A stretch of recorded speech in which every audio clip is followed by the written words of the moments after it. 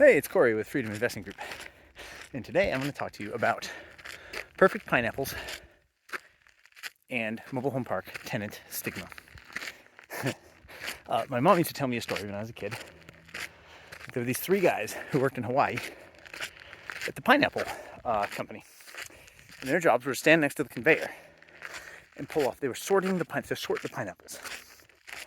The one guy his job was to pull out all the rotten pineapples that they could not sell, separate them from the rest. Then another guy was going to pull out the pineapples that were pretty good, like just a good old pineapple like you'd see at your normal grocery store.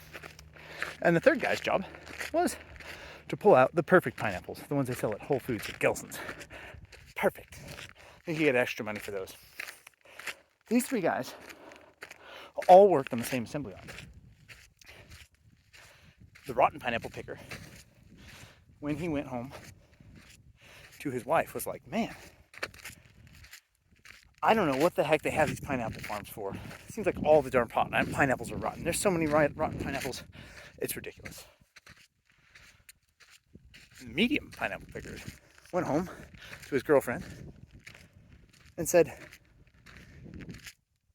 you know, all the pineapples seem kind of about average. There's a few rotten ones and a few really nice ones, but for the most part, they're growing some pretty average pineapples. And the perfect pineapple picker was like, man, I don't know why the heck they charge so much for these. They're not very rare. Seems like all the pineapples are perfect. Three guys standing on the same assembly line, coming to three very different conclusions about a group of things. Why? Because you notice what you pay attention to. The rotten pineapple picker noticed the rotten ones. The perfect pineapple picker noticed the perfect ones. I think the same thing happens with mobile home parks and tenants, residents. It's no fun to tell a story about Joe in Unit 32 and how nothing happened and he worked on his garden and paid his rent on time. It doesn't make for a very entertaining story. Or Sally in number 37, who did the same thing. Or Mike in number 12. Those don't make good stories, so you don't hear about them. The ones that make good stories are the very few that kind of cause problems and issues. And so those are the ones you hear about. That's all you ever hear about. And I don't know what the solution is. I don't want to start telling you boring stories, but 99% of the residents in our parks are just normal people. On the lower income side probably, but just good folks who want a place to live. And that's who fills up our parks. And that's who we try to cater to and why we try to improve them and make them nice places to live. The stigma comes from the fact that it's fun to talk about the 1 out of 100 who you suspect of drug use and didn't pay their rent and now you got to do an eviction, blah, blah, blah. But the truth is those are rare cases.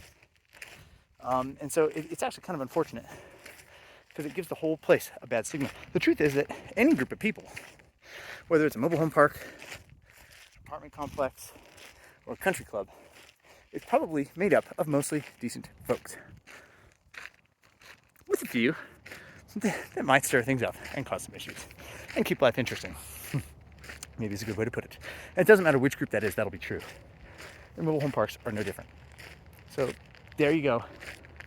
If you watch Trailer Park Boys, it's not accurate. 8 Mile, not accurate any of my parks. Mostly decent folk that just need a place to live.